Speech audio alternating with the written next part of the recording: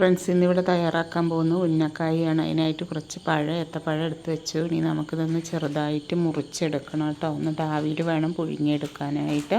ഇനി ഞാനിതെല്ലാം ചെറുതായിട്ട് മുറിച്ചെടുത്തിട്ടുണ്ട്. ഇനി നമ്മളൊരു ഇഡ്ഡലി പാത്രം അടുപ്പേ വെച്ചു. അതിനകത്ത് ആവിക്ക് പുഴുങ്ങിയെടുക്കുന്നത്. അപ്പോൾ നമ്മൾ ആ വെള്ളം തിളച്ചു. ഇതിനെല്ലാം പെറുക്കിയെടുത്ത് വെച്ച് കൊടുക്കുന്നുണ്ട് കേട്ടോ. ഇനി നമുക്കിതൊന്ന് അടച്ച് വെക്കാം.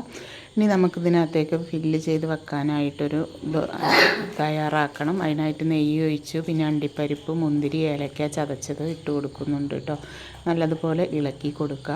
ഇനി നമുക്കിതിനകത്തേക്ക് തേങ്ങ ചിരവിയതും കൂടി ഇട്ട് കൊടുക്കുന്നുണ്ട്. നല്ലതുപോലെ ഇളക്കി കൊടുക്കുക കേട്ടോ. ഇനി ആവശ്യത്തിനുള്ള പഞ്ചസാര ഇട്ടു നല്ലതുപോലെ ഇളക്കി കൊടുക്കുന്നുണ്ട്. ആ നെയ്യിൻ്റെ എല്ലാം നല്ല സ്മെല്ല് വരുന്നുണ്ട് കേട്ടോ. നല്ല കേൾക്കാൻ തന്നെ ഒരു പ്രത്യേക നല്ലൊരു മണവും ഒക്കെ വരുന്നുണ്ട്.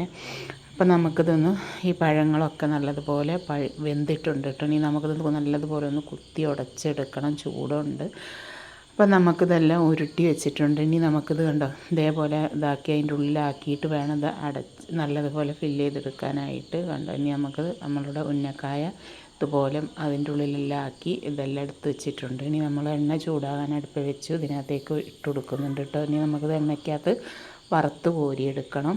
അപ്പോൾ എല്ലാവരും ഇതുപോലെ ഉന്നക്കായ ഉണ്ടാക്കി നോക്കണം. നല്ല ടേസ്റ്റാണ് ചായയുടെ കൂടെ കഴിക്കാനായിട്ട്.